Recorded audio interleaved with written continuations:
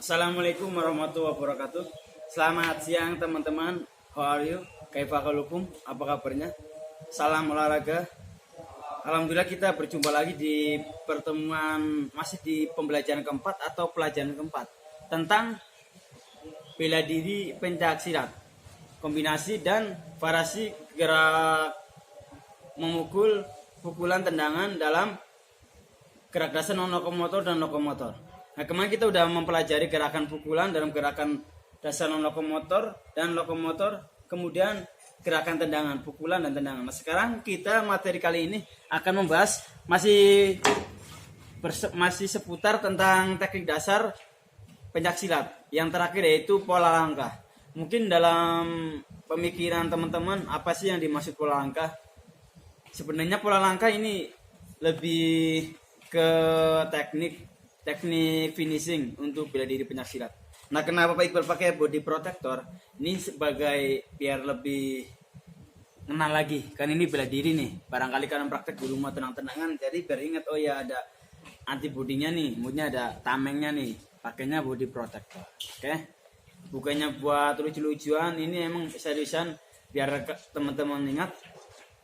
Jadi pada saat kita latihan bela diri, entah bela diri manapun atau bela diri dari negara manapun atau bela diri dari jenis apapun, intinya pada saat kita mau latihan tendangan, pukulan, takisan ataupun hindaran yang mengenai tentang serangan, jangan lupa pakai body protector untuk pelindung tubuh kalian. Pelindung dari apa ya, perut atau sampai dada. Kalau muka sebenarnya ada pelindung kepala, cuma Pak Iqbal nggak pakai. Ini pun dari sekolah, makanya Pak Iqbal pakai. Nah, di sini Iqbal akan menjelaskan tentang pola langkah. Sekilas saja ntar Pak Iqbal rangkum. Jadi pola langkah dalam pencak silat secara sederhananya, secara garis besarnya teman-teman didengarkan dengan seksema, didengarkan dengan baik. Jadi pola langkah itu strategi dalam bela diri pencak silat. Kalian pernah lihat pada saat pertandingan event internasional, event SEA Games, pertarungan antar negara ASEAN.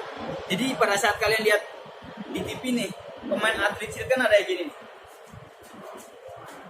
Kemudian maju mundur. Nah, itu namanya pola langkah. Jadi strategi dalam pencak silat, strategi dalam bela diri untuk memperindah gerakan seninya. Meskipun kita pada dasarnya diserang sama musuh, diserang bertubi-tubi, diserang secara terus-menerus, kan kita ada perlawanan nih. Nah, jadi pola langkah tersebut yaitu untuk menghindari serangan dan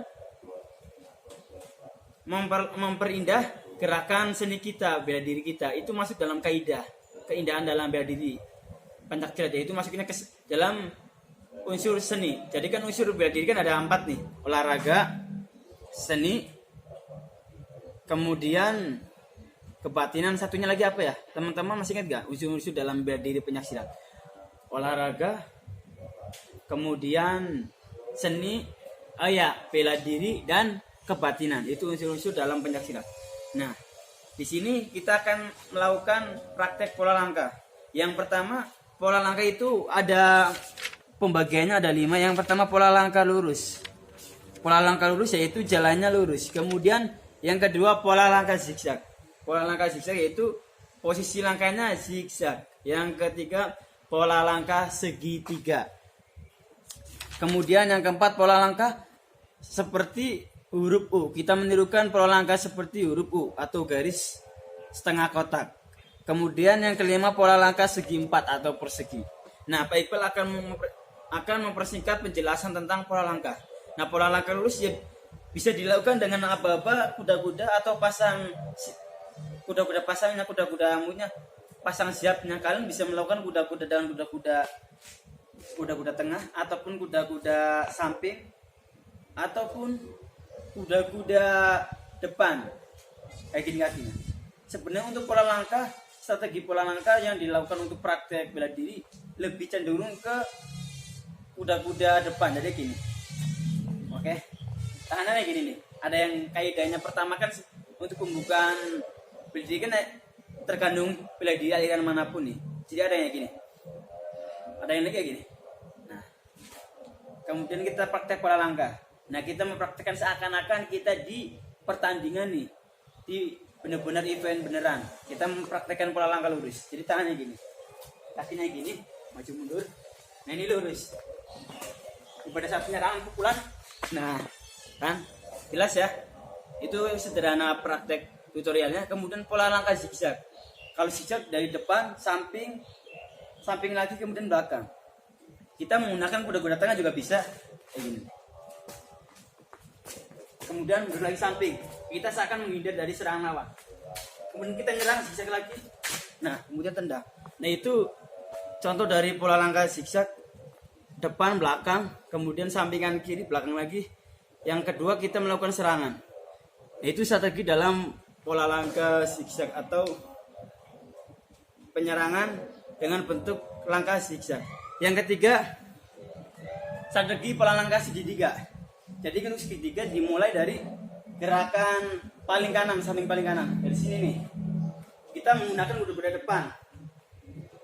Nah, tangannya kalau untuk silat kaidahnya salah satu tangan kalian melindungi di depan untuk melakukan tangkisan, pembelaan, elakan atau hindaran. Sebenarnya untuk tangkisan atau elakan. Kemudian tangan yang satunya lagi, tangan kanannya ditaruh di depan dada atau di bagian depan wajah. Ini untuk melakukan serangan balik. Ini teknik dalam bela diri pencaksilat. Jadi kaidahnya gini aturannya. Dari sini kemudian ke depan segitiga, mundur lagi, kemudian kita lakukan serangan balik, tendang, pukul. Oke. Nah sekarang kita lanjut ke pola langkah seperti huruf U.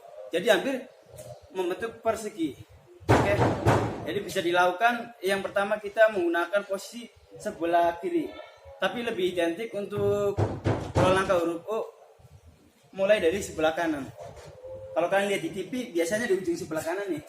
Kalau di Sikim kan bentuk lapangannya kan lingkaran. Nah, biasanya mulainya di sini nih, tepi garis paling kanan nih. Kemudian kita mulai penyerangan ke tengah dan ke depan. Nah, kita mulai dari sini. Terserah kalian sih, bisa dari kiri bisa, dari kanan pun bisa. Nah, kita menggunakan masih kuda-kuda depan. Kaidah tangannya di depan nah gini. Sebenarnya untuk kaidah tangan dalam bela diri lebih cenderung identiknya ke tangan kiri ke depan, tangan kanannya di bawah, kemudian tangan kanannya ditaruh di depan dada. Itu tujuannya untuk melakukan serangan balik pada saat memukul ataupun menyiku. Oke, kita mulai.